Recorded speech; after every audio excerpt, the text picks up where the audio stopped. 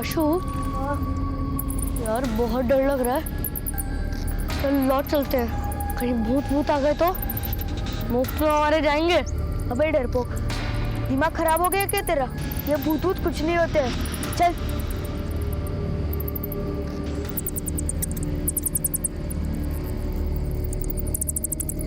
रुक।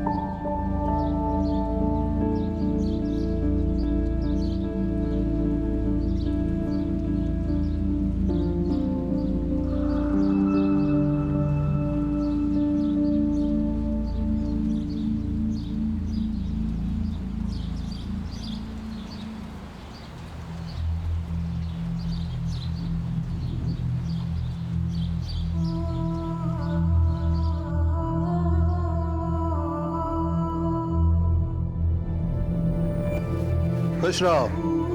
कसरत हो गई तुम्हारी? जी पिताजी, बस गायों को चारा देने ही जा रहा था। जाओ।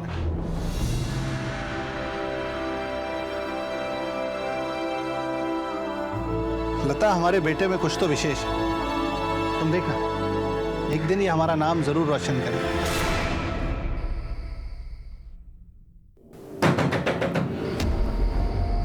सुनिए सुनिए, इतनी रात को कौन हो सकता है? तुम रुको, मैं देखता हूं।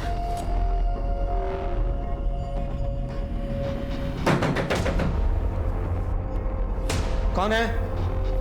कौन है बाहर? शब मैं रामू, आपकी गाड़ी की चाबी देनी थी।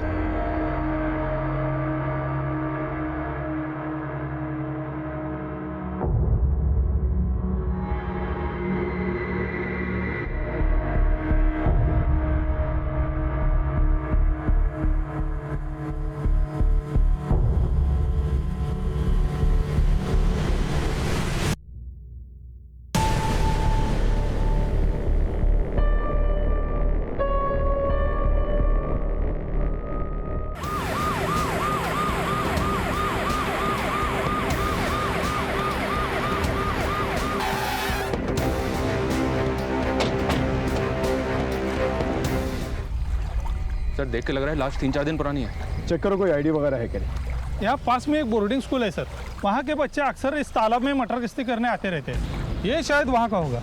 बॉडी को पोस्टमार्टम के लिए भेजा और इस बोर्डिंग स्कूल में जाके पूछताछ की। ये बोर्डिंग स्कूल किस तरफ? ये तो हमारे स्कूल का स्टूडेंट आशुतोष है। ये तो 4 दिन पहले घर जाने के लिए निकला था। क्या? घर जाने के लिए निकला था?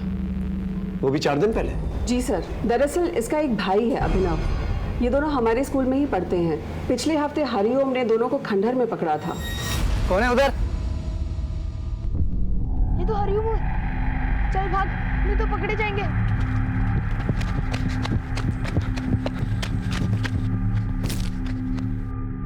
चल चल।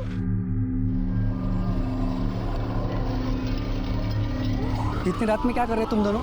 हाँ, मैडम को बोलता हूँ। चलो जल्दी। इसलिए इनके अगेंस्ट हमने इनडिसिप्लिनरी एक्शन लिया।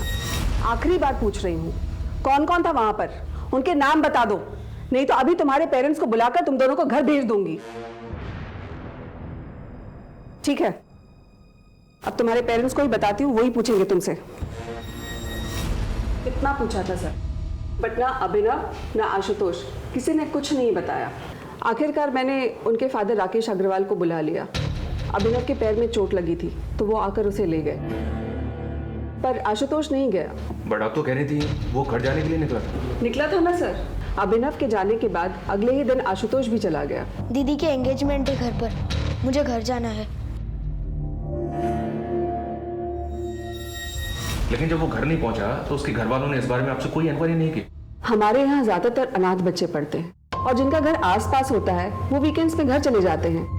अब इनका घर भी पास में ही है और एक दिन पहले ही आशुतोष के पापा अभिनव को लेकर घर चले गए बेटी के एंगेजमेंट के लिए।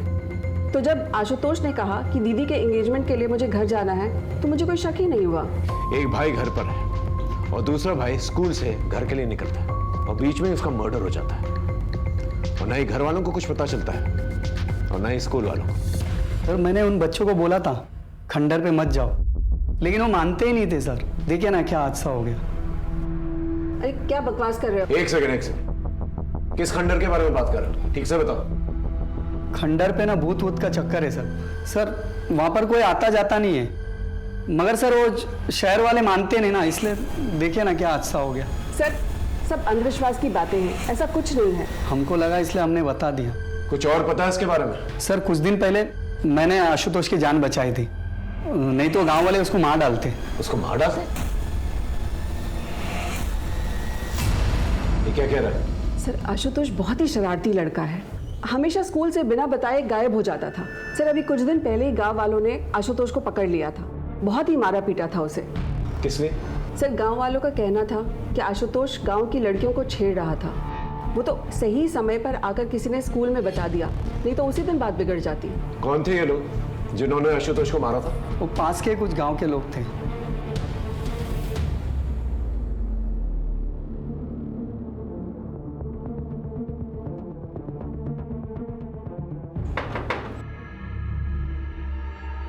जी राकेश अग्रवाल का घर ही? मैं ही हूँ राकेश अग्रवाल। आशुतोष आपका बेटा? जी हाँ सर, अगर बात क्या है? जी उसकी लाश नदी में।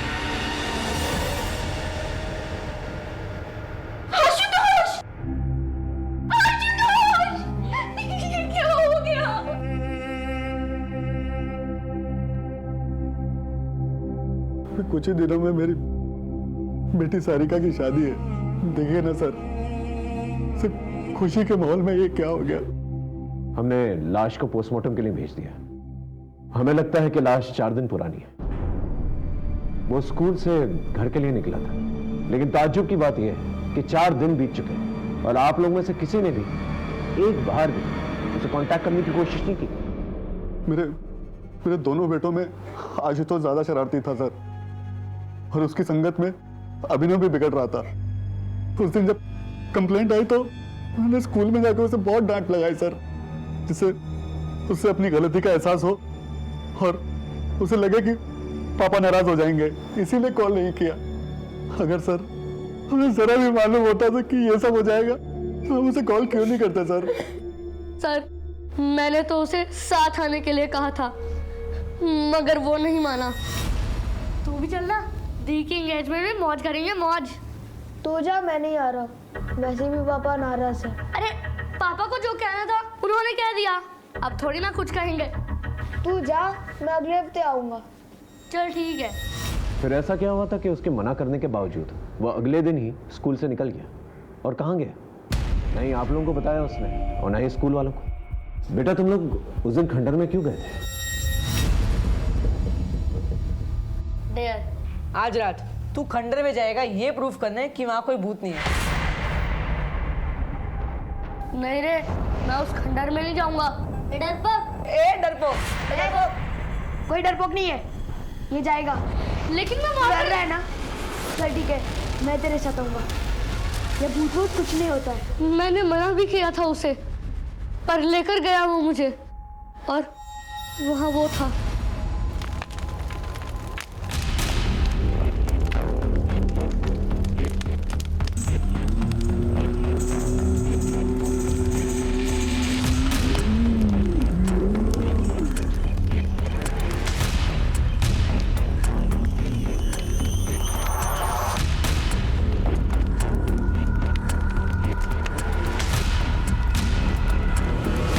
कौन है उधर? बेटा वो अघोरी कौन था? उसे पहले कभी देखा था? हम तो पहली बार देख रहे थे उसे, मगर वो था बहुत डरावना। अगर दोबारा उसे देखोगे तो पहचान लोगे? जी सर।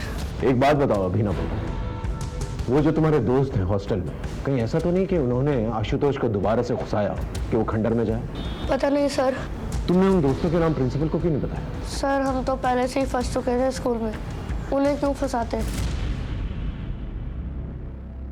स्केच आर्टिस्ट की मदद से अभिनव से स्केच बनवाने की कोशिश करो। अगर इस अघोरी का इस मर्डर से कुछ लेना देना भी नहीं तो भी हम इससे हेल्प ले सकते हैं। शायद इसने कुछ देखा कि मना करने के बावजूद भी आशुतोष तालाब के किनारे और उस खंडर में क्या कर रहा है। Yes sir. और उस फैमिली का भी बैकग्राउंड चेक करो। इतनी तैयारियां चल रही हैं सगाई की, लेकिन बेटा इनके टच में नहीं था और इन लोगों ने भी जरूरत नहीं समझी कि बेटे को कांटेक्ट करें। मामला कुछ अलग है। ये गाँव वालों को क्या हुआ? एक टीम गांव भेजी थी सर, सबको थाने लेकर आई है। ठीक है, चल। साहब, अब कोई हमारी बहू बेटियों पर नजर डालेगा तो उसे कुछ कहेंगे भी नहीं क्या? और ये आशुतोष की तो क्या कहें? साफ साफ बता क्या हुआ था।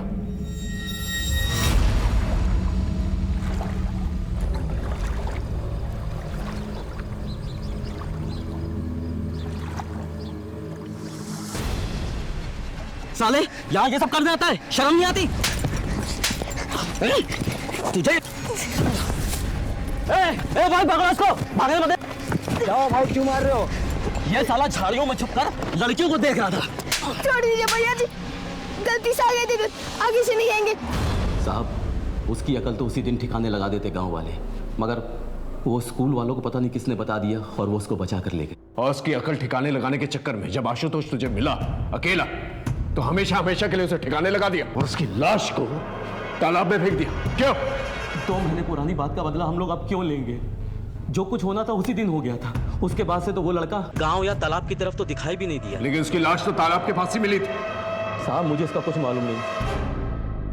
सर, उस गांव वाले के बारे में पता किया, मगर उसका कोई ऐसा कोई क्रिमिनल रिकॉर्ड नहीं है कि किसी की जान ही ले ले। ठीक है, अपनी जान जारी रखो और उसको कुछ दिनों तक यहीं पर रखो। ओके? जब भी हम किसी केस की छानबीन करते हैं तो उस केस के हर एक पन्ने को पलट कर देखते हैं, विक्टिम से जुड़े सभी लोगों की अच्छी तरह से छानबीन करते हैं, सस्पेक्ट्स के सभी एंगल्स को अच्छी तरह से टटोलते हैं। इस केस में मामला बड़ा होने के साथ साथ सेंसिटिव भी था, इसलिए हमें बहुत ही समझदारी के साथ, बहुत ही गुप्त तरीके के साथ सब कुछ करना था। हम मुजरिम को चौकन्ना नहीं करना चाहते थे। केस में मुश्किलें बहुत थी, लेकिन हमने भी ठान ली थी। पृथिव्यानि त्रीणि रत्नानि जलमन्नं सुभाषिताम मुद्धे मुद्धे। पृथिव्यातीनि रत्नानि जलमन्नमं सुभाषितं मुद्दे पाषाण खान्देषु रत्न संज्ञा विधीयते। अरे वाह, अब आप इस श्लोक का अर्थ बताइए। इस श्लोक का अर्थ है कि इस धरती पर सिर्फ 3 प्रकार के रत्न हैं, जल, भोजन और मनुष्य के विचार। बहुत अच्छे, आप ऐसे ही मेहनत करते रहो, एक दिन अपना बहुत बड़ा मुकाम हासिल करोगे।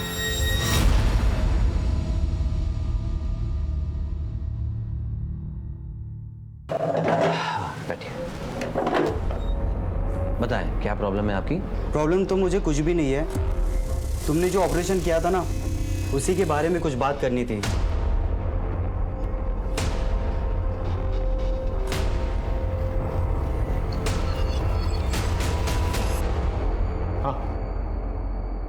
आशुतोष की पोस्टमार्टम रिपोर्ट आ गई है।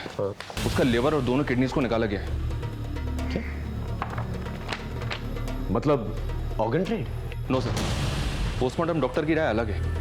उनका कहना है कि ऑर्गन्स निकाले जरूर गए हैं, बट इतनी बुरी तरह से कि वो डैमेज हो गए होंगे। 90% चांसेस हैं कि वो किसी के यूज करने लायक रह गए। और उनका कहना ये भी है कि ये किसी प्रोफेशनल डॉक्टर का काम नहीं है। कोई ऐसा करेगा क्यों? आखिर इसके पीछे क्या मामला हो सकता है? हो सकता है सर आशुतोष किसी कल्ट का शिकार बना हो, और वैसे भी वो अघोरी खंडर में ही था। मतलब ब्लैक मैजिक। इस अघोरी को ट्रैक करो, इसका मिलना जल्द से जल्द बहुत जरूरी है। और ऑर्गन ट्रेड के एंगल को भी खंगालो अच्छी तरह से। इससे रिलेटेड सभी लोगों से पूछताछ करो। जब तक का मामला क्लियर नहीं हो जाता हम कुछ कह नहीं सकते। सर, उस अघोरी का पता चल गया है। पकड़ो इसे, अभी जेल जाने का टाइम आ गया। बाबा जी, ये क्या कर रहे हो? छोड़ो हमें। ले चलो इसे। छोड़ो। अरे हमने क्या किया है? अच्छा, तो तू है इन सब का बड़ा अफसर, मगर याद रख, एक सन्यासी की साधना में रोड़ा बन रहा है तू। मिट्टी में मिला दूंगा तुझे। बाबा जी, ये सन्यासी का चोला उतार के जरा ये बताइए, ये बच्चे आशुतोष का क्या किया? कौन आशुतोष? हम तो सिर्फ ब्रह्मा ब्रह्म को जानते हैं। देख, हमसे मिलने आत्माओं के आने का समय हो रहा है, जाने दे हमें। क्षमा कर दूंगा तुझे तेरी इस भूल के लिए। अरे बाबा, कहाँ चल दिए? चुपचाप यहाँ खड़े रहिए और हमारे सवालों के जवाब दीजिए, समझे? अरे मूर्ख, इतना दुस्साहस! राख कर दूंगा, मिट्टी में मिला दूंगा।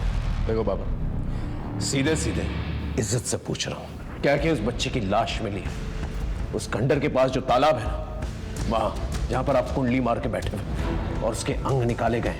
कोई मजाक नहीं चल रहा है यहां पर। सीधे सीधे से बताओ अगर कुछ देखा है तो। देखना चाहेगा? अभी दिखाता हूं मेरी शक्तियां।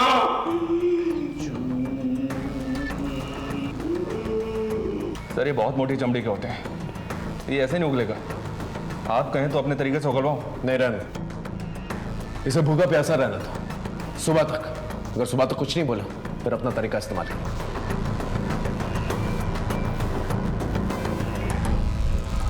ऑर्गन ट्रेड के एंगल में कुछ मिला? नहीं सर।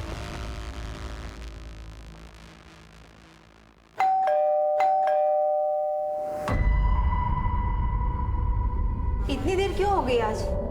कुछ नहीं, होम विजिट पे चला गया था। सर, आशुतोष की फैमिली बहुत खुश थी, सरिका की शादी हो रही थी और दोनों बच्चे भी बहुत अच्छे थे सर। बट राकेश फाइनेंशियली बहुत परेशान था। परेशान था मतलब? सर, राकेश की फाइनेंशियल कंडीशन खराब थी, लेकिन अपनी बेटी की शादी में उसने दिल खोल के खर्च करने का मन बनाया था। अपने पड़ोसी से 5 लाख रुपए उधार भी मांगे थे, पर लिए नहीं। लेकिन इस सब का आशुतोष के मर्डर से क्या कनेक्शन? सर, हो भी सकता है। वो क्या है, मैंने उसकी फाइनेंशियल कंडीशन चेक की तो मुझे ये मिला। इसी वजह से उसने 5 लाख रुपए उधार नहीं लिए थे पड़ोसी से। ये आशुतोष की एफडी है 5 लाख रुपए की, जिसे उसने 10 दिन पहले तोड़वाया था। बैंक से एक और बात पता चली सर। क्या? इसे उसने पहले भी तोड़वाने की कोशिश की थी, लेकिन तब वो ऐसा नहीं कर पाया था। लेकिन क्यों? सर, नाबालिग आशुतोष का एफडी तुड़वाने के लिए हमें उसके गार्डियन राकेश का भी साइन चाहिए था। राकेश का साइन तो सही था, पर जब हमने क्रॉस चेक किया तो आशुतोष का साइन ही फर्जी निकला, इसलिए हमने एफडी तोड़ने से मना कर दिया। इस पर मिस्टर राकेश काफी नाराज भी हुए और फिर कुछ दिन बाद वो आशुतोष को ही लेकर बैंक आए थे। तुम यहाँ पे साइन करो बेटा। सही से साइन करना, नहीं तो फिर बोलेंगे कि फर्जी साइन कर लाया हूँ।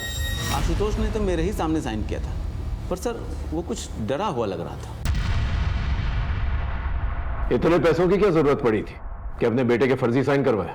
और इतना शौक क्या चढ़ा था कि अपनी बेटी की शादी इतने आलीशान तरीके से करवानी थी? अरे सर, उस मैनेजर को तो 10 साल पहले रिटायर हो जाना चाहिए था। उम्र के साथ साथ उसकी आंखों और दिमाग दोनों ने साथ देना बंद कर दिया है। मैंने कोई फर्जी साइन नहीं किए, वो तो आशुतोष नहीं किए थे, लेकिन उस मैनेजर को लगा कि मैंने नकली साइन किए हैं, फ्रॉड बना दिया मुझे बैंक में। सर, इसलिए आशुतोष को बैंक ले जाना पड़ा। इस एफडी तोड़ने के पीछे की कहानी हमें पता है, अच्छे से पता है। आपके और आपके बच्चों की कोई भी एफडी नहीं है, और जिसकी एफडी है उसकी एफडी 10 दिन पहले तोड़ी गई और तोड़ते के साथ ही उसकी मौत हो जाती है। ये कोइंसिडेंस सही है? अरे सर, कोई कोइंसिडेंस नहीं है। मेरे बेटे की एफडी थी, मैंने तोड़वा दी। आप मुझे गोल गोल घुमा रहे हैं। जा सकते। इस बात का पता लगाना बहुत जरूरी है कि एफडी तोड़ते वक्त आशुतोष घबराया हुआ क्यों था। जरूर उसकी घबराहट के पीछे कोई ना कोई राज है। Okay sir. क्या हुआ? क्यों बुलाया था पुलिस ने? कुछ पूछना था। पापा, कुछ पता चला आशुतोष के साथ किसने किया ऐसा? अभी नहीं। देखो बेटा, जो हो गया सो हो गया।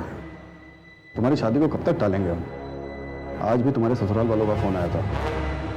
अब आगे बढ़ने का वक्त है, तुम्हारा भी और अभिनव का भी।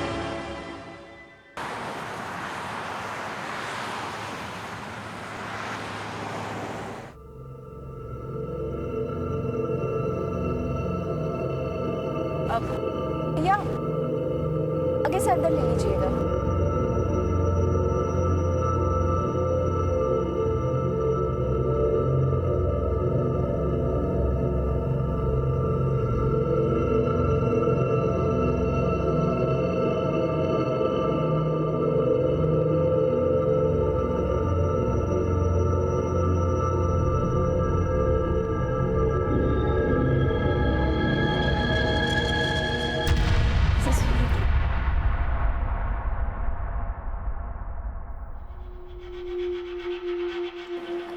Excuse me. यस, क्या मैं जान सकती हूँ रोहिणी मुझे कहाँ मिलेगी? जी आप कौन?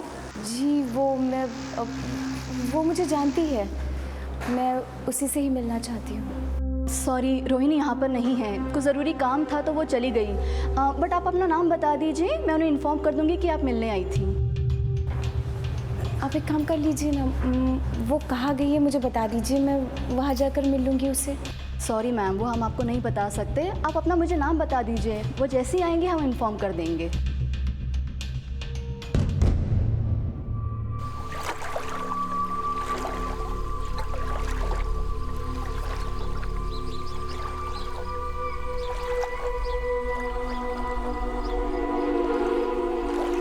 मनोहर, तुम्हारा बेटा तो इतनी ठंड में सुबह सुबह स्नान करके निकला है, क्या बात है?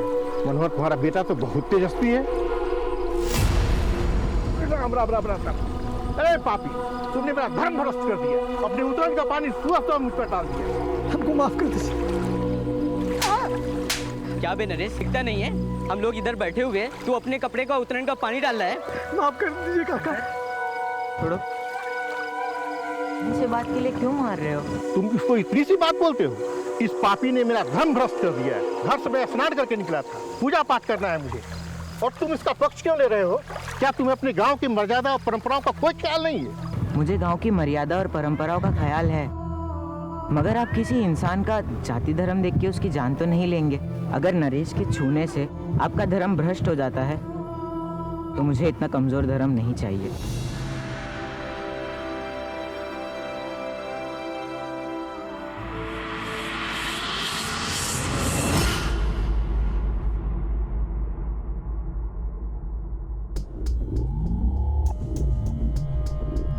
सर, हमने नजर रखी हुई है, कोई हलचल नहीं है। देख गुड्डू, ऑर्गन ट्रेड का एंगल तो है इस केस में। अब तू हमें बता दे, अगर बाद में पता चला ना कि तू कुछ भी जानता है तो प्रॉब्लम हो जाएगी तेरे लिए, समझा? अरे साहब, ये धंधा मैं बहुत पहले ही छोड़ चुका साहब। अगर ऐसा कुछ भी उस लड़के के साथ हो ना साहब, ये खबर उड़ते उड़ते मेरे कानों तक जरूर आती साहब। साहब, ये बाहर का एंगल है। सर, स्कूल से एक न्यूज़ आई है। किरण जी, ये वही अंकित है ना जिसने अभिनव और आशुतोष के साथ खंडर पे जाने की बेट लगाई थी? आज रात तू खंडर में जाएगा ये प्रूफ करने कि वहाँ कोई भूत नहीं है। जी सर। और अब ये अंकित भाग गया है? सर, अंकित अकेला ऐसा लड़का नहीं है जो स्कूल से भाग गया है, और भी लड़के हैं जो स्कूल से भाग गए हैं। असल में जिस माहौल में ये पैदा होते हैं, पलते हैं, उन्हें स्कूल की पढ़ाई अनुशासन जेल जैसी लगती है। मतलब? सर, 60% बच्चे हमारे यहाँ अनाथ हैं, और अंकित भी अनाथ ही था। ये 3 साल पहले हमारे यहाँ किसी NGO के थ्रू आया था। ये कोइंसिडेंस नहीं हो सकता कि पहले बैट लगी, फिर आशुतोष पकड़ा गया, उसके बाद उसका मर्डर हुआ और अभी अंकित भाग गया। कोइंसिडेंस है कि नहीं ये तो नहीं पता, पर अंकित और आशुतोष एक बार पकड़े गए थे। किस लिए? किसका फोन है ये? मैडम, वो मैच आ रहा था, इसलिए मैंने अंकित से फ़ोन ले लिया। मुझे नहीं मालूम था कि इसमें ऐसी सब फिल्म्स पड़ी होगी। झूठ बोल रहे हैं मैम, वो गंदी फिल्म देखने के लिए उसने ही मुझसे फोन लिया था। ये फोन और ये फिल्म कहाँ से आई तुम दोनों के पास? पड़ा हुआ मिला था।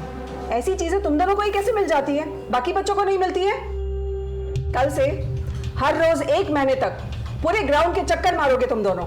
चलो जाओ यहाँ से। अंकित ये सब भी करता था स्कूल में? अब वो सड़क में पैदा हुआ है, गुंडे मवालियों के बीच में पला बढ़ा है, ऐसे काम नहीं करेगा तो और क्या करेगा? अगर मोबाइल स्कूल में अलाउड ही नहीं था तो जाहिर सी बात है वो स्कूल के बाहर किसी के साथ टच में था। अच्छा, आपके पास अंकित का वो मोबाइल है जो किसी ने उसे दिया था? अगर है तो प्लीज दीजिए। अंकित की सारी डिटेल्स हमें चाहिए, वो कहां से आया था और यहां पर आने से पहले वो किन लोगों के साथ रहता था। इस केस में कई सिरे थे जो उलझे हुए थे, लेकिन हम अपनी पूरी ताकत के साथ, पूरी मुस्तैदी के साथ इन सारे सिरों को अच्छी तरह से टटोल रहे थे। जैसा मैंने पहले भी कहा था, मुजरिमों के बढ़ते हौसलों के साथ साथ उनके कनेक्शंस और उनके नेटवर्क्स भी बढ़ जाते हैं, लेकिन हम कड़ी से कड़ी जोड़ते गए और सारे सबूत इकट्ठा करते गए। हमें भी इस बात का पूरा अंदाजा था कि हमारा सामना एक बहुत ही पेशेवर और एक बहुत ही बड़े मुजरिम के साथ था।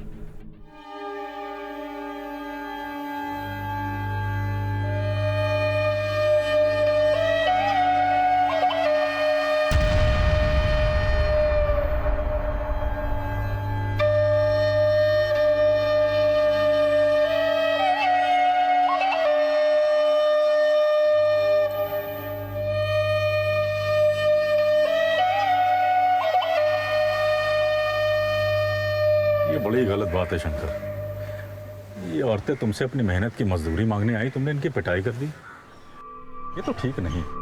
चलो इनसे माफी मांग। माफी मांग। मांग लो, इन लोग से माफी मांगे। अरे गुणानंद भैया, हमें कोई माफी वाफी नहीं चाहिए। सही कह रही है, एकदम सही कह रही है। अबे जब इनको पीटने में कोई आपत्ति नहीं है तो तुम काहे क्रांति का झंडा उठाए घूम रहे हो बे? ये क्रांति की बात नहीं है शंकर, ये न्याय की बात। देखो, आज तुम्हारे शरीर में बल है, ताकत है, तो तुम इनको मारते हो, पीटते, चुप रहती, बोलते नहीं। लेकिन ये ना भूलो कि इनके पास भी सत्य का बल है। तुम जानते हो तुम बौड़ा गए हो, तुम्हारा दिमाग खराब हो गया है, तभी तुम ऐसी बहकी बहकी बात कर रहे हो, समझे? देखो, हमको यहाँ पे तमाशा चाहिए नहीं। जितना तामा झामा है ना तुम्हारा ये सब लपेटो और निकलो यहाँ से, समझे? जैसी प्रभु की इच्छा। काका बहुत सम्मान करते हैं हम आपको, लेकिन अब एक बात तो तय है कि जब तक शंकर इन गांव वालों से माफी नहीं मांगेंगे और इनकी मजदूरी नहीं देगा, तक खेतों में काम नहीं होगा। और हम सब भी यहीं बैठे रहेंगे काका, देखते हैं प्रभु की क्या इच्छा है ना? चलो बैठ जाओ भाइयों, बैठो, बैठ जाओ, बैठो सब अपना ही बैठो।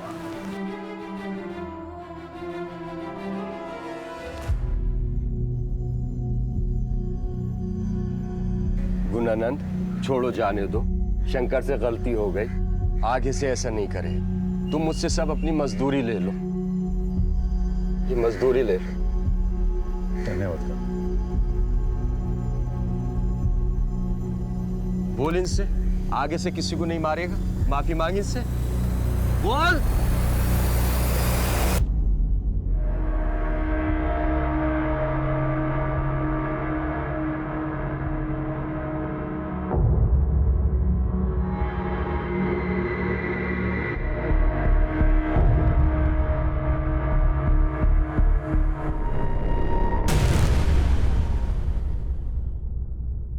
तीन बार लेना है, ध्यान रखा करो। कौन हो तुम लोग? अंदर कैसे आके तुम लोग? कंपाउंडर, ये क्या कर रहे हो तुम?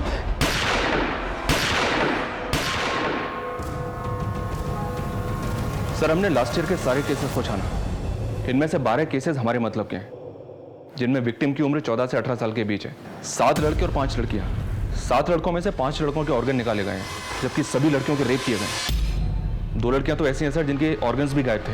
और सर कुछ केसेस तो ऐसे हैं जो आशुतोष के केस से काफी सिमिलर है। 3 लाशें तो उसी तालाब में मिली थी। और सर ये ऑर्गन वाली बॉडी, ये बिल्कुल आशुतोष की बॉडी की तरह ऑपरेट की गई है। ऑर्गन्स को निकालने का तरीका इतना ब्रूटल था कि चांसेस कम है कि ऑर्गन को बॉडी से निकालने के बाद उनका कुछ यूज हो पाया। ब्लैक मैजिक का कोई कनेक्शन? सर कुछ बॉडीज पर मार्किंग मिली थी, ऑलमोस्ट आधी बॉडीज को दागा गया था, लेकिन 2 लाशें ऐसी थी जिन पर कोई मार्किंग नहीं थी। लेकिन एक बात है सर, ऑर्गन को बॉडी से निकाला तो गया है, जैसे कि आशुतोष की बॉडी से निकाला गया था। इतने सिमिलर केसेस और किसी ने ध्यान तक नहीं दिया। इनमें से किसी की पहचान हुई है? जी सर, इनमें से 4 लड़के और 3 लड़कियों की पहचान हो गई थी, लेकिन बाकी बॉडीज अनआइडेंटिफाई ही रह गई थी। इन अनआइडेंटिफाइड बॉडीज को आइडेंटिफाई करो और इनसे रिलेटेड जितने भी थाने हैं उनमें पूछताछ करो, देखो क्या निकल कर आता है। इतना सारा कनेक्शन है तो कोई ना कोई कॉमन लिंक जरूर होगा। और स्कूल में भी पता करो इन अनआइडेंटिफाइड लाशों के बारे में। इतनी सारी लाशों का एक ही तरीके से काटा जाना बहुत सारे सवाल खड़े कर। इस अंकित के बारे में कुछ पता चला? अभी तक कुछ पता नहीं चला। मोबाइल की स्कैनिंग चल रही है, शायद उसमें कुछ मिले।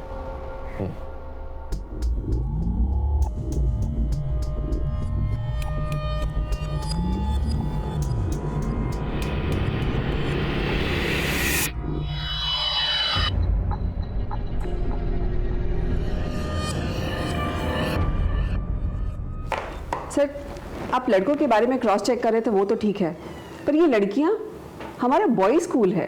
पॉसिबल है कि आसपास की लड़कियां हों जिन्हें आपने कभी देखा हो या आपके स्कूल में उन्हें कोई जानता हो, कोई गर्लफ्रेंड या कोई फ्रेंडशिप वगैरह। सर, हमारे यहाँ के स्टूडेंट तो बाहर ही नहीं जाते हैं, तो ये लड़कियों वाला एंगल तो निकलता ही नहीं है। मैडम, जिस ट्रस्ट का स्कूल है उनके गर्ल्स स्कूल भी तो हैं, हो सकता है वहाँ की कोई लड़की हो। होगी सर, पर मैं इनमें से किसी को नहीं जानती हूँ। आप ट्रस्ट का एड्रेस लीजिए और वहीं जाकर पता कर लीजिए। सर, आप इस तरह से अपनी इन्वेस्टिगेशन में बार बार स्कूल को लेकर आ रहे हैं, स्कूल की रेपुटेशन पे असर पड़ रहा है।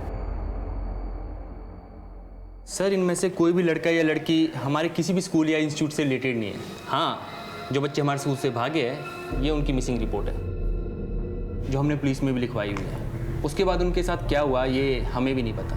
हमें स्कूल से भागे हुए हर बच्चे की डिटेल चाहिए। वो यहाँ पर आने से पहले किसके साथ थे, कहाँ रहते थे। जी सर।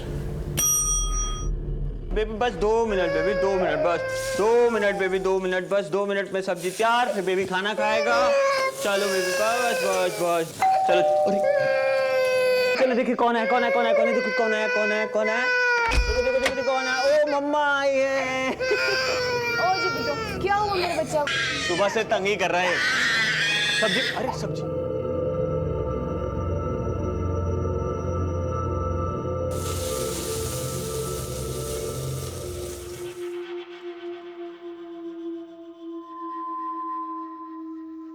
गौतम, तुम्हें मेरी वजह से क्या क्या सहना पड़ रहा है? क्या हो गया अचानक? तुम जानती हो चाहे कुछ भी हो जाए मैं हमेशा तुम्हारे साथ हूं। अच्छा बताओ, तुम्हारा काम कैसा था? ठीक ही था, पर हुआ नहीं।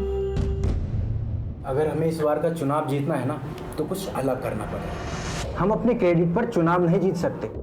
वो गुणानंद है ना, वो जनता का मसीहा बन बैठा है। अच्छा, अभी जागे हैं आप।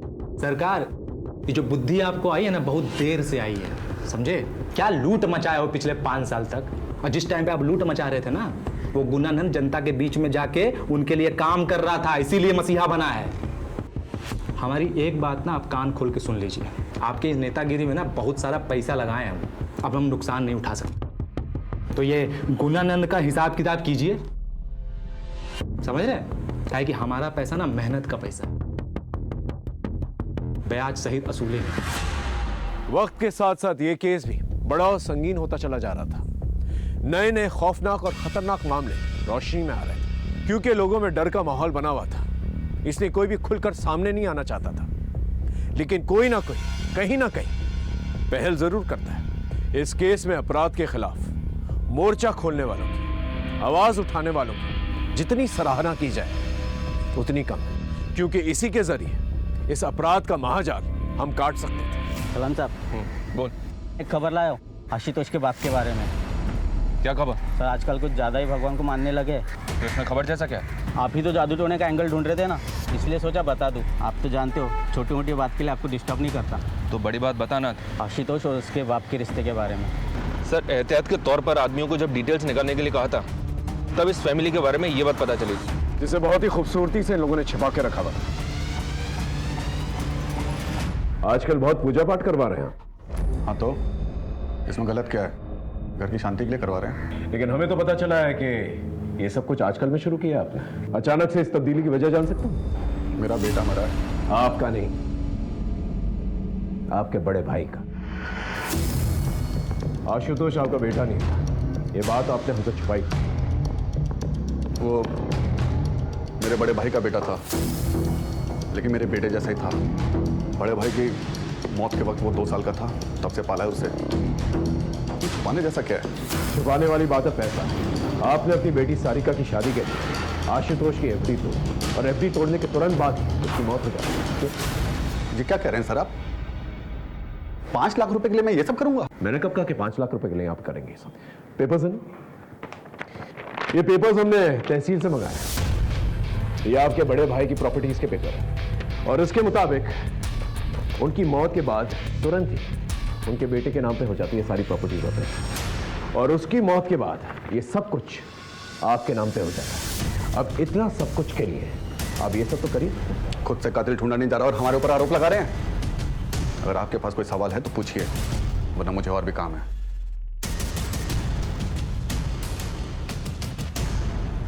इस आदमी के बारे में पता करना, जरूर कुछ ना कुछ छुपा रहा है। और जितने भी बाबा और पंडित हैं उन सबको राउंड अप करो, पता करो कौन सी पूजा पाठ करवा रहा है। कहीं ये जादू टोना तो नहीं करवा? पता करते हैं सर।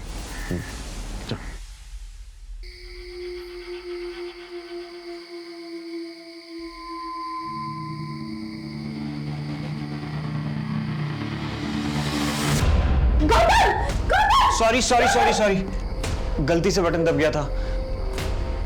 मैं जानता हूँ तुम्हें अंधेरे से डर लगता है, सो सॉरी। कोई बात नहीं, एक्चुअली सॉरी तो मुझे कहना चाहिए था। फोबिया मुझे है और खामखा तुम्हें तकलीफ में डाल रही हूँ। मैं जानता हूँ तुम्हारा दर्द, तुम्हारे मन में बहुत कुछ चल रहा है, पर तुम किसी से शेयर नहीं करना चाहती। पर मैं हूं ना तुम्हारे साथ।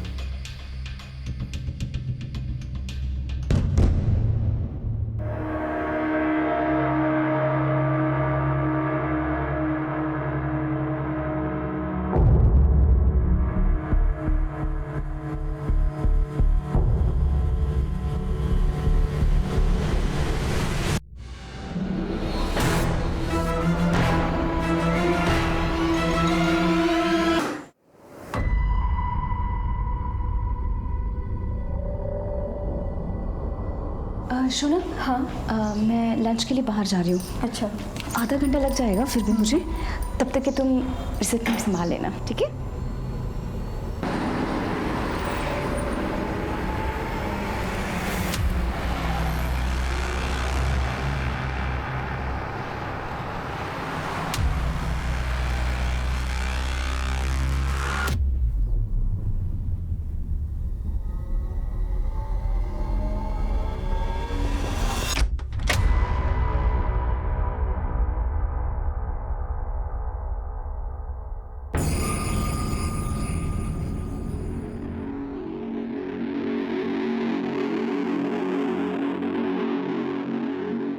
कुछ मिला?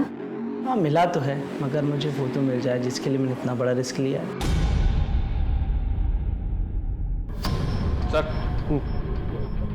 सर टोटल मिली 12 लाशों में से 5 लाशों की पहचान नहीं हो पाई है, लेकिन जिन 7 लाशों की पहचान उनके घर वालों ने की थी, उन सबको बुलाकर हमने उनका बैकग्राउंड चेक किया, तो सबके अंदर एक कॉमन लिंक निकलकर सामने आया है। क्या है कॉमन लिंक?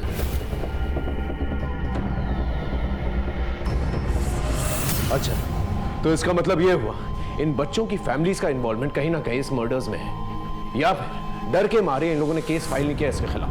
बिल्कुल सर, एग्जैक्टली यही लिंक आशुतोष की फैमिली का है। राकेश के यहाँ काफी आना जाना है इनका।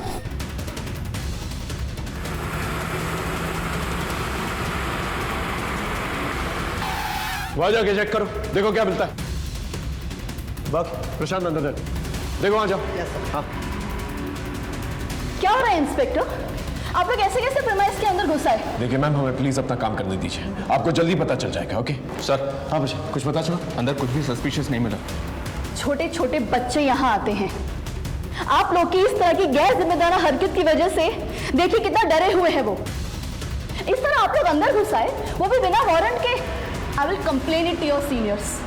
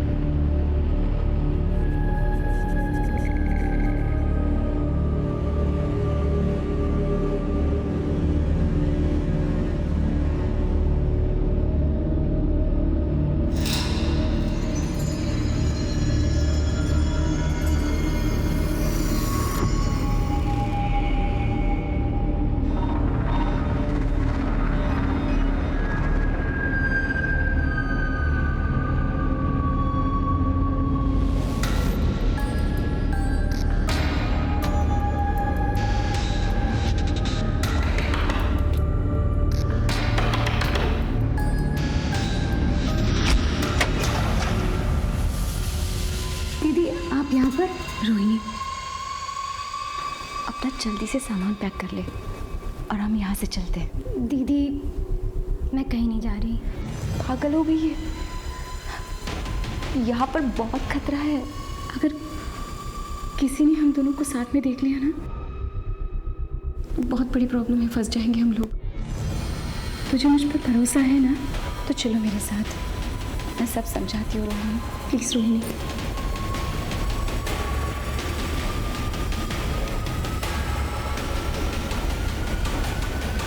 चलो रोहिणी।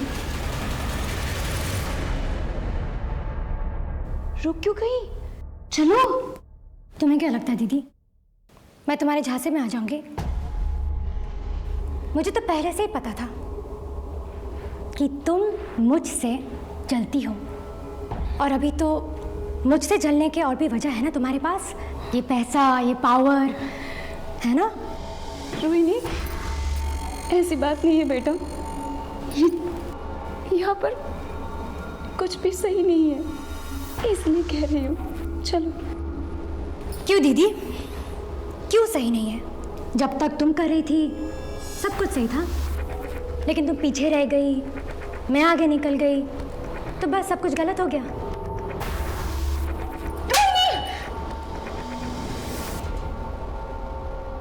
दीदी बचाओ, कोई है वहां पर? कोई नहीं, बचाओ मुझे, चुप हो जाओ, कोई है वहां पर? बचाओ मुझे, बचाओ मुझे, कोई नहीं, चुप।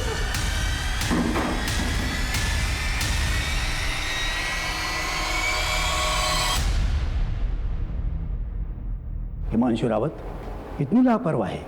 पुलिस डिपार्टमेंट में काम करते हो तो क्या पुलिस के रूल्स रेगुलेशन फॉलो नहीं करोगे?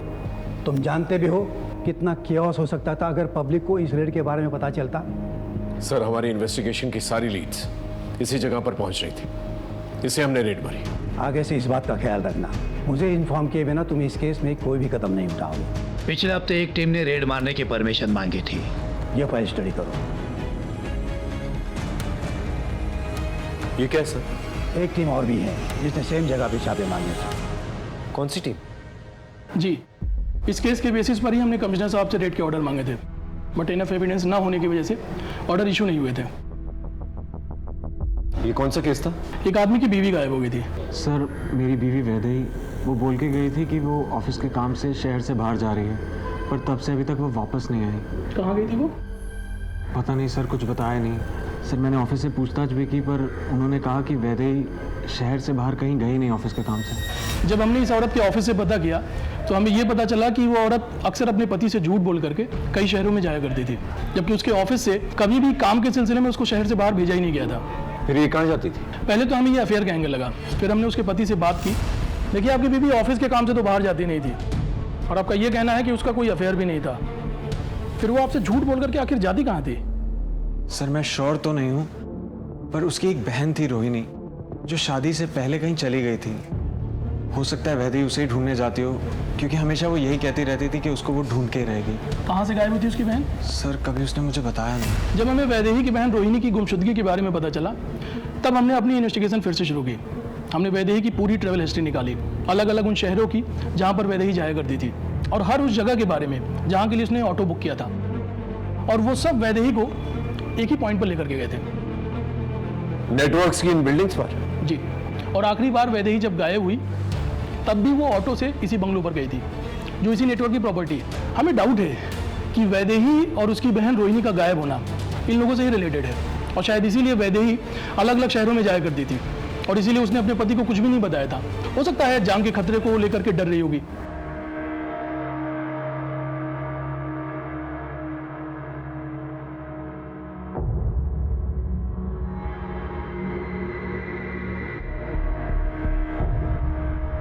बाबा की जय हो। बाबा की जय हो। बाबा की जय हो। सर, ये वही लोकेशन है जहाँ पर वैदेही मिली, और ये वही लोकेशन है जहाँ पर हमने पहले टारगेट किया था, और इन सब का कनेक्शन वो नेटवर्क है। सर, ये सारे विक्टिम्स जो हैं इनके पावर की वजह से डरे हुए हैं। अगर आप हमें परमिशन दे देंगे तो ये सारे विक्टिम्स सामने आएंगे, सैकड़ों की संख्या में सामने आएंगे। हाइपोथेटिकल बातें मत करो हिमांशु।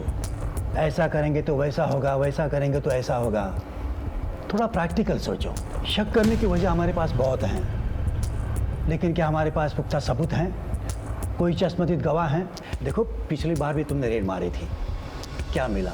इस बार भी अगर हम फेल हो गए, रिजल्ट 0 आ गया, तो संभालना बहुत मुश्किल होगा हिमांशु। सर, ऐसा दोबारा नहीं होगा, आई प्रॉमिस। मत सोचो कि मैं तुम्हें काम करने नहीं दे रहा हूँ, इसलिए मैं ये कहूँगा कि तुम कोई पुख्ता सबूत ढूंढो, कोई चश्मदीद गवाह ढूंढो, तब मैं इस ऑर्डर पे साइन करूँगा। सिर्फ शक के बेसिस पर इतना बड़ा रिस्क मैं नहीं ले सकता। हमने पूरी एड़ी चोटी का जोर लगा दिया था, लेकिन फिर भी अपराधी को पकड़ने में हम नाकामयाब रहे। अब हलचल बढ़ गई थी। अब अपराधी की नजर पुलिस की हर एक मूवमेंट पे थी, क्योंकि केस सेंसिटिव और बड़ा था। कमिश्नर साहब की इंस्ट्रक्शंस और उनकी फिक्र वाजिब थी। हम कोई गलती नहीं कर सकते थे और ना ही खुलेआम हाथ डाल सकते थे। ऐसे में हमने ठोस और पुख्ता सबूत जमा करने शुरू किए। एक कहावत तो आपने सुनी ही होगी, पाप का घड़ा एक ना एक दिन जरूर भरता है। शायद वक्त आ गया था कि इस गुनहगार की किताब के पन्नों में कानून की सजा के पन्ने अब लिखे जाए। ये आपने लिखवाई थी? जी सर, मेरे पति ऋतुराज की हत्या इन्हीं लोगों ने करवाई है, क्योंकि उन्होंने इन लोगों के लिए काम करने से मना कर दिया था। वो लोग इतने बड़े हैं कि पुलिस कुछ नहीं कर पाई।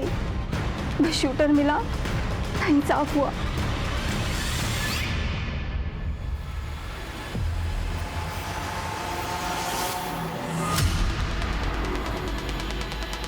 सर, गाड़ी अभी अभी बंगलो से निकली है सर। गाड़ी पे नजर रख, किसी भी हाल में गाड़ी निकलनी नहीं चाहिए। ओके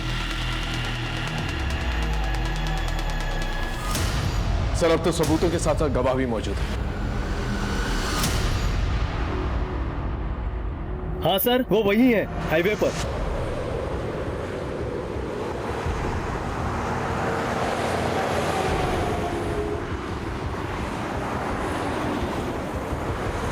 सर, वो रही गाड़ी, पीछा करो उसका और कंट्रोल रूम में इन्फॉर्म कर, सभी जगह नाकाबंदी करवाओ। ये गाड़ी निकलनी नहीं चाहिए।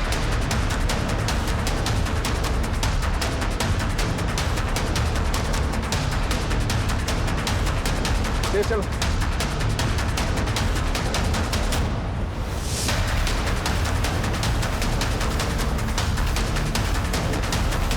उस तरफ से लेके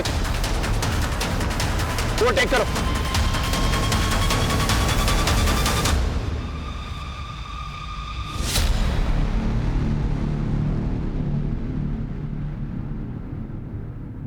सर, अब तो सबूतों के साथ साथ गवाह भी मौजूद है। हमारी टीम्स रेडी है, बस आपके ऑर्डर्स की जरूरत है। देखो मैडम, आप पीछे तो नहीं हटेगी? नहीं सर, उस आदमी को मैं सलाखों के पीछे देखना चाहती हूँ और उसके लिए मैं कुछ भी करूंगी। सर, हम जितनी देर लगाएंगे वो इतनी दूर चला जाएगा, प्लीज।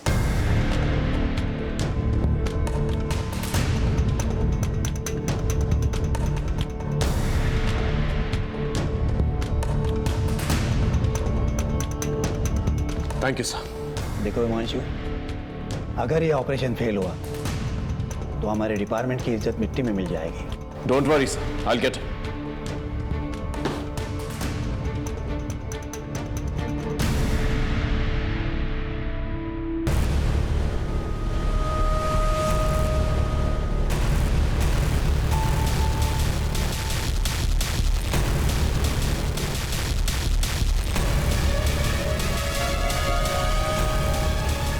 लगता है हमारे बेटे में कुछ तो विशेष है। एक दिन ये हमारा नाम जरूर रोशन करेगा।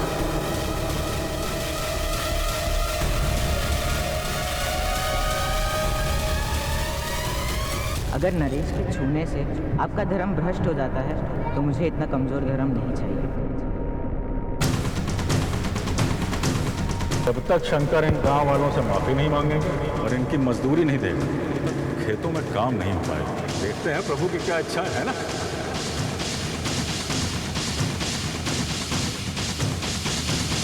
ब्रेकिंग न्यूज, अभी तक की सबसे बड़ी खबर ये है कि गुणानंद स्वामी को पुलिस ने राज्य के हाईवे से गिरफ्तार कर लिया है। गुणानंद की गिरफ्तारी के बाद उनके भक्तों में काफी आक्रोश देखा जा रहा है। कई जगहों पर तोड़फोड़ और आगजनी की वारदातें भी हुई हैं। छोड़ेंगे नहीं, आग लगा देंगे घर को।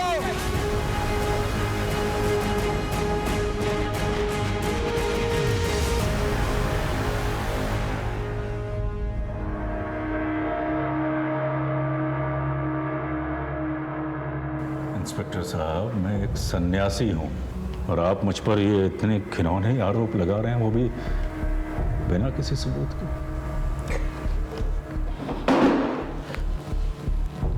हमारे पास तेरे खिलाफ सबूत भी है और चश्मदीद गवाह भी है। कितने बड़े अफसर हैं आप, फिर ऐसी नादानों जैसी बातें क्यों कर रहे हैं? किसी ने कुछ ऊट पटांग कह दिया और आप हमको यहाँ इस कारावास में ले आए कैद करके। जो प्रभु की इच्छा, हमें आपसे कोई शिकायत नहीं। भय है कि आप हमारी बात मान नहीं रहे, लेकिन हमारे जो भक्त हैं बाहर, यदि उन्हें ये पता चल गया कि आपने मुझको यहाँ यूं कैद करके रखा है तो यकीन जानिए अनर्थ हो जाएगा। धमकी दे रहा है, दंगे करवाएगा, फसाद करवाएगा। अरे मैं कैसे फसाद करवाऊंगा? मैं तो यहाँ आप लोगों की कैद में हूं ना, कारावास में। लेकिन मेरे भक्त जो बाहर हैं इस कारावास से दूर, वो मासूम है, प्रेम करते हैं मुझसे। और प्रेम में तो इंसान कुछ भी कर जाता है ना। ऐसी चिकनी चुपड़ी बातें करके भोले भाले भक्तों को अपने जाल में फंसाता है ना तुम। लेकिन यहाँ ऐसा नहीं चलेगा, यहाँ गुनाह कबूल किए जाते हैं। परंतु कौन से गुनाह? कौन से? ये ऐसा नहीं मानेगा। एक काम करो, इसे यहीं रखो और खाना पीना बिल्कुल नहीं देना और सोने भी मत देना। देखते हैं ये खेल कितने दिनों तक चलता है।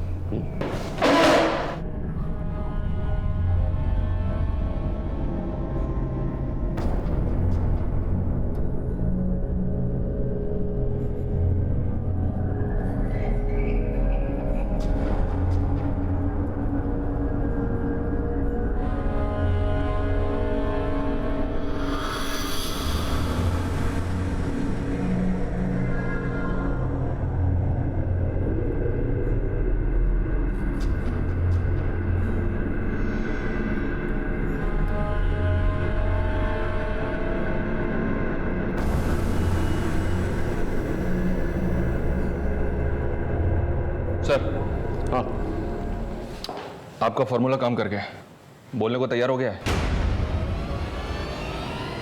हर इंसान को उसके तरीके से हैंडल करना पड़ता है। चल।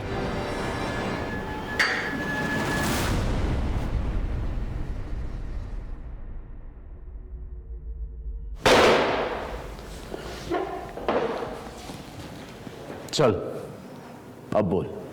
न जाने 2-3 लोगों ने क्या बक दिया। आप तो मेरे पीछे ही पड़ गए इंस्पेक्टर। ये दीवारें ज्यादा दिन तक रोक नहीं पाएंगे इंस्पेक्टर। ऐसी चिकनी चुपड़ी बातें करके भरतपुर से पूरे भारत के लोगों को धोखा दिया है तूने। बचपन से मेरे बाबा को लगता था कि कुछ खास है मुझे, कुछ तो बड़ा करूंगा मैं। और धीरे धीरे यही बड़ा करने की धुन मुझ में सवार होती चली गई। गुणानंद बाबा की, गुणानंद बाबा की, गुणानंद बाबा की।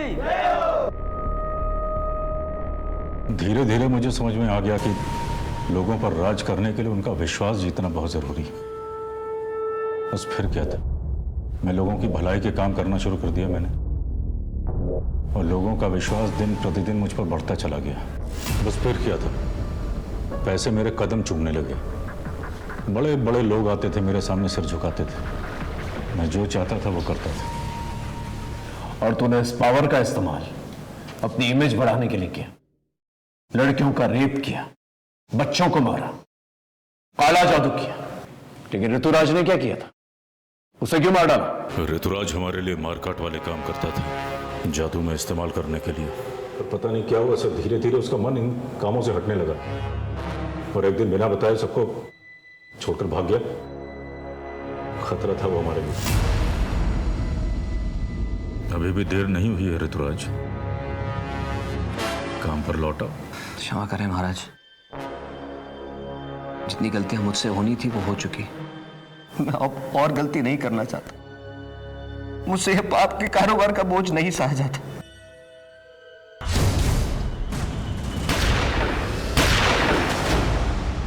वैदेही कहाँ है?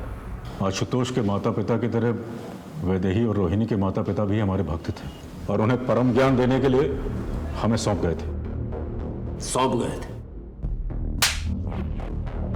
और तूने उनका शोषण किया।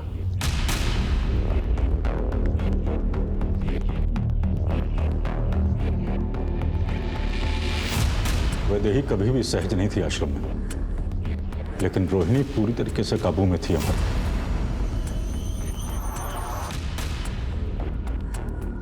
6 साल दोनों आश्रम में रहे, परंतु उनके माता पिता की मौत के पश्चात वैदेही आश्रम से भागने में सफल हो गई। लेकिन वैदेही रोहिणी को आश्रम से निकालने के लिए लगातार प्रयास कर रही थी, और एक दिन वो रोहिणी तक पहुंच भी गई, लेकिन रोहिणी ने उसके साथ जाने से इनकार कर दिया। रोहिणी चुप हो जा। पहले तो मैंने वैदेही को छोड़ दिया था, परंतु अब वो वापस आई मैंने सोचा अगर इस बार उसे छोड़ देता तो वो पुलिस को अपने साथ ला सकती थी, इसलिए मैंने सोचा अगर इस बार उसे छोड़ देता तो वो पुलिस को अपने साथ ला सकती थी, इसलिए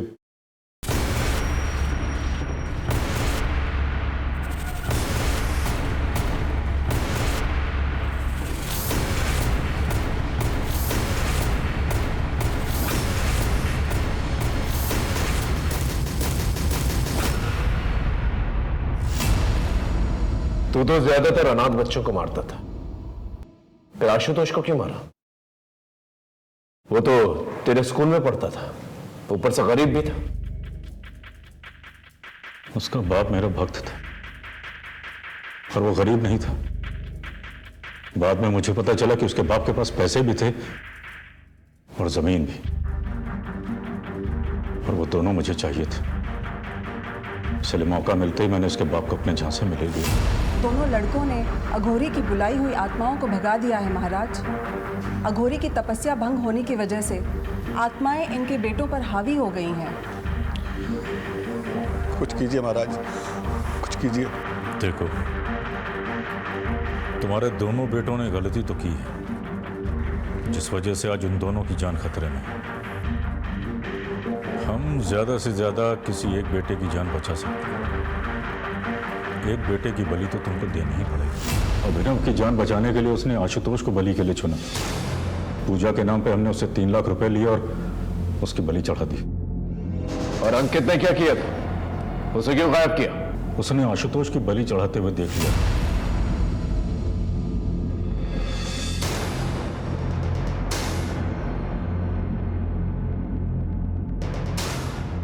ना जाने तूने कितनी जमीनों का घमंड किया है, कितने घरों को बर्बाद किया है, कितने भोले भाले मासूम लोगों को हमेशा हमेशा के लिए मिटा दिया है। अपना साम्राज्य फैलाने के लिए कितने लोगों को बलि का बकरा बनाया, और ना जाने कितनी लाशों पर चल के तो यहां तक पहुंचा है। लेकिन अब नहीं। आशुतोष, ऋतुराज और वैदेही जैसे कई केसेस और कई शिकायतें हमारे पास आ रही हैं। इस जन्म में तो नहीं, तो इस जगह से निकलने वाला, समझा?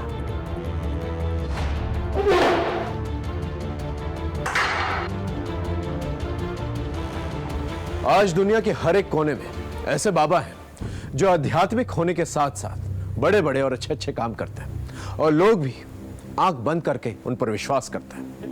एक बात हम आप सबको बता देना चाहते हैं, आप आस्था जरूर पालें, लेकिन मर्यादा का भी पालन करें। और बाबाओं को आगाह करते हैं कि आस्था के नाम पर अगर वो लोगों के साथ विश्वासघात करेंगे, अपराध करेंगे, तो उसका अंजाम सीधा जेल होगा। आज भारत के हर एक कोने में कई ऐसे नामचीन बाबा हैं जो जेलों में बंद हैं, जिन्होंने आस्था के नाम पर लोगों को ठगा है। जिस तरह से गुरुनानक ने अपने करियर की शुरुआत की थी, अगर उसी सोच को लेकर वो आगे चलता तो शायद वो आज इस अपराध का महाजाल का रचयिता नहीं बनता। हम इन बाबाओं को ताकतवर बनाते हैं, और इस ताकत और भरोसे का ये लोग नाजायज फायदा उठाते हैं। और फिर ना ही सिर्फ ये लोग अपना नाम खराब करते हैं, बल्कि अपना अंजाम भी खराब करते हैं। हर दस्तक को पहचाने, और याद रखिए, धर्म के खिलाफ काम करने वाला कभी धार्मिक नहीं हो सकता। इसी के साथ मैं आपसे विदा लेता हूं, फिर मिलेंगे एक नए केस के साथ।